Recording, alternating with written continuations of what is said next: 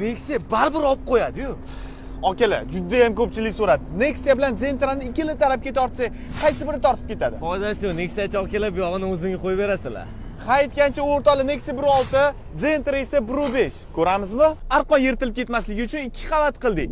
Nexia ham, Gentra ham tayyor. Sizlar tayyormisizlar? 1, 2, 3.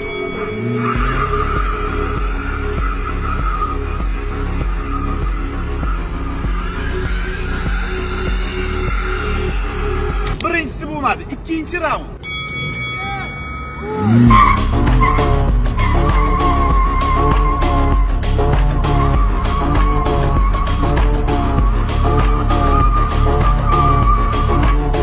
Endi nima ham deymiz? Gentra vazni bo'yicha og'irroqligi uchun yutdi. O'zi bu yutish kerak edi. Menimcha Kapotesdagida baba nimadir bor-ku. Fikringlarni kommentariyada kutamiz.